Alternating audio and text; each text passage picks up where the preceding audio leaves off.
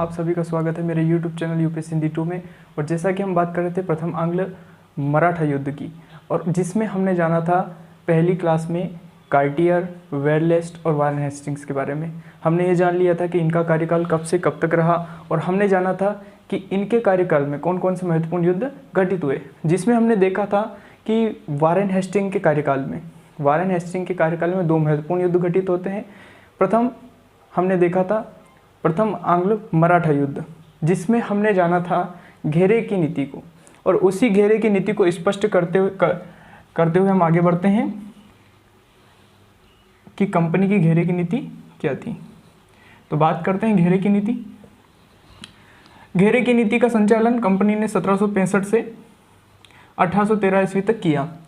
अपितु 1765 से 1813 ईस्वी तक करने के बाद भी कंपनी ने इसका संचालन किया, घेरे की नीति को अपनाया। पर इस कार्यकाल में जब हम देखेंगे तो कंपनी ने अधिकांश रूप में घेरे की नीति को अपनाया। इसलिए 1765 से 1813 ईस्वी में कंपनी ने घेरे की नीति का अधिकांश संचालन किया। इसका प्रवर्तन लॉर्ड वारेन हेस्टिंग्स ने, किसने? लॉर्ड वारेन हेस्टिंग्स ने। लॉर्ड वारेन हेस्टिंग्स ने भारतीय रजवाड़ों के साथ, किनके साथ? भारतीय रजवाड़ों के साथ कंपनी के संबंधों को निर्धारित करने के लिए किया। किस लिए इसका प्रवर्तन किया? इसका प्रवर्तन लॉर्ड वारेन हेस्टिंग्स ने कंपनी के संबंधों को भारतीय रजवाड़ों, जो भारतीय साम्राज्य, भारतीय राज्य होते थे, उनके साथ कंपनी के अच्छे संबंधों को निर्धारित करने के लिए इन्होंने इस घेरे की नीति का निर्धारण किया। अब इस घेरे की नीति का निर्धारण करने का इनका उद्देश्य क्या था? इनका उद्देश्य था अपने राज्य की रक्षा करना। अपने राज्य की रक्षा करना इनका उद्देश्य था, अपने राज्य की रक्षा करना। अभी तो घेरे की नीति में यह क्या करते थे कि अपने राज्य, अपने जो विजित क्षेत्र, इनके द्वारा जो कंपनी के द्वारा जो विजित क्षेत्र होते थे, इनके और शत्रु राज्य के मध्य एक मध्य राज्य की बफर स्टेट की स्थापना करते थे। और उस बफर स्टेट, चलो इसके बारे में हम आगे जान ही लेंगे। इस नीति के अंतर्गत कंपनी रक्षात्मक दृष्टिकोण को अपनाते हुए, मतलब खुद की रक्षा के लिए कंपनी रक्षात्मक दृष्टिकोण को अपनाते हुए अपने विजित क्षेत्र, अपने द्वारा जीते गए क्षेत्र और शत्रु राज्य, और इनके जो शत्रु राज्य थे, शत्रु राज्य के बीच में एक मध्य राज्य की स्थापना करती थी, जिसे हम इंग्लिश में बफर स्टेट कहते हैं। बफर स्टेट मध्य राज्य की स्थापना करती थी, और उस राज्य का जो मध्य राज्य होता था, उस राज्य का सुरक्षा का उत्तरदायित्व अपने ऊपर ले लेती थी। इसे हम एक मैप ड्रॉ करके समझते हैं। दक्षिण भारत का हम यहाँ मैप ड्रॉ करेंगे। पहले भी हमने प्रथम आंग्ल मैसूर युद्ध के समय एक ऐसा मैप ड्रॉ किया था और समझा था। यहाँ पर ब्रिटिश साम्राज्य था उस समय, यहाँ मुगल हुआ करते थे, यह मैसूर का साम्राज्य था, और यह हैदराबाद का था, और यहाँ त्रावणकोर, और ये क्षेत्र जो था ये कर्नाटक साम्राज्य। इसके अंतर्गत दो राज्य थे, एक था पुदुचेरी और एक था मद्रास। और ब्रिटिश कंपनी ने इन दो राज्यों की रक्षा के लिए, किससे? मैसूर से। इन दो राज्यों की रक्षा के लिए हैदराबाद को मध्य राज्य बनाया। इनका उद्देश्य क्या होता था, आइए जानते हैं। जैसा कि कंपनी ने बंगाल राज्य की अफगानों और मराठों के आक्रमण से रक्षा के लिए अवध को मध्य राज्य के रूप में स्थापित किया। किसको? बंगाल की अफगानों और मराठों के आक्रमण से रक्षा के लिए अवध को मध्य राज्य के रूप में स्थापित किया। आगे मैसूर युद्ध के समय भी कुछ ऐसा ही, इन्होंने अपने राज्य की रक्षा के लिए, कंपनी ने अपने राज्य की रक्षा के लिए हैदराबाद को मध्य राज्य बनाया, मध्य राज्य के रूप में हैदराबाद को स्थापित किया। इन्होंने मध्य राज्य को कहा कि आप युद्ध के समय किसी भारी शक्ति या किसी और का आक्रमण होता है तो उस समय हम आपकी सहायता करेंगे, और यदि वह आक्रमण हमारे राज्यों पर होता है तो आपको हमारी सहायता करनी पड़ेगी। इसी प्रकार ये घेरे की नीति का संचालन करते थे। आइए आगे जानते हैं और बात करते हैं इनके अगले पॉइंट की। तो आगे के फैक्ट्स जानते हैं। इस समय कंपनी सीमित उत्तरदायित्व और अहस्तक्षेप की नीति का अनुसरण करती थी।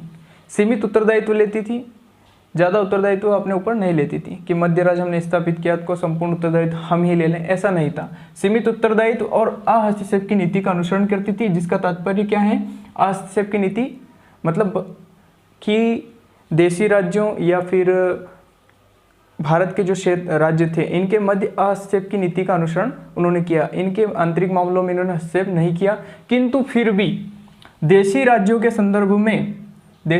संदर्भ में इन्होंने पूर्णतः हस्तक्षेप की नीति का पालन नहीं किया। पूर्णतः हस्तक्षेप की नीति का पालन इन्होंने नहीं किया। जहाँ कहीं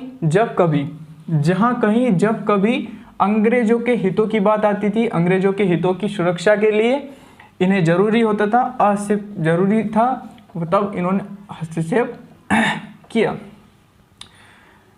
जहाँ कहीं जब कभी अंग्रेजों के हितों की सुरक्षा के लिए इन्हें लगता था कि हमारी यहाँ हमें ज़्यादा प्रॉफिट है, ज़्यादा लाभ है, तो अंग्रेजों की सुरक्षा और हितों के लिए जब भी हस्तक्षेप जरूरी होता था तब इन्होंने हस्तक्षेप किया।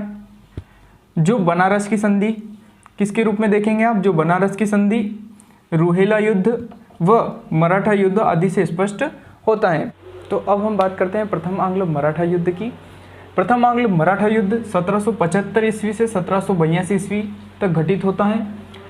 इस युद्ध में मराठा शक्ति उस समय भारत की प्रमुख शक्ति थी, किंतु मराठों की 1761 में पानीपत के हार के पश्चात, पानीपत की तीसरे युद्ध के बाद मराठा शक्ति छिन्न भिन्न हो गई। उनकी शक्ति को काफ़ी हानि पहुंची, वो छिन्न भिन्न हो गए। किंतु फिर आता है एक योग्य पेशवा जिसका नाम था माधवराव प्रथम। इस योग्य पेशवा के अंतर्गत मराठा शक्ति तेजी से पुनर्जीवित हुई और तेजी से पुनर्जीवित होने के पश्चात यहाँ एक शक्तिशाली मराठा साम्राज्य के रूप में विकसित हुआ। अब आप देखेंगे कि वारेन हेस्टिंग्स भी मराठों से टकराने से बचता रहा था। वारेन हेस्टिंग्स नहीं चाहता था कि मराठों के साथ में हमारा युद्ध हो, क्योंकि मराठा उस समय बहुत ही शक्तिशाली हुआ करते थे। किंतु फिर क्या हुआ कि बम्बई में कुछ ब्रिटिश अधिकारी थे। इन ब्रिटिश अधिकारियों के मन में कुछ महत्वाकांक्षाएं जागी, कुछ लालच आया और उसी लालच के कारण महत्वाकांक्षा जागी और उसी के कारण इन्होंने पूना दरबार में, कहाँ, पूना के दरबार में हस्तक्षेप कर दिया। और क्या हस्तक्षेप किया, इसके क्या कारण थे? इसके दो कारण थे। पहला था ब्रिटिश अधिकारी, जो बॉम्बे स्थित ब्रिटिश अधिकारी थे। ये ब्रिटिश अधिकारी चाहते थे कि कपास उत्पादक पश्चिमी भारत के क्षेत्र पर हमारा विस्तार हो, पश्चिमी भारत के क्षेत्र पर हमारा विस्तार हो, क्योंकि भारत का जो पश्चिमी क्षेत्र है वहाँ कपास का काफ़ी मात्रा में उत्पादन किया जाता है। और इसी कारण ब्रिटिश अधिकारी इस पर अधिकार स्थापित कर और अपना व्यापार का विस्तार करना चाहते थे। दूसरा रहा कि मराठों के उत्तराधिकारी मामले में ब्रिटिश अधिकारियों का हस्तक्षेप करना भी इस युद्ध का कारण बनता है। अब आगे क्या हुआ कि मराठा शक्ति एक प्रमुख शक्तिशाली पेशवा माधवराव प्रथम के अंतर्गत पुनर्जीवित हो रही थी, किंतु 1772 ईस्वी में इसकी मृत्यु हो जाती है। कब? 1772 ईस्वी में माधवराव प्रथम की मृत्यु हो जाती है और इसी समय मराठों के सामने एक राजनीतिक संकट उत्पन्न हो जाता है कि अब पेशवा कौन बनेगा।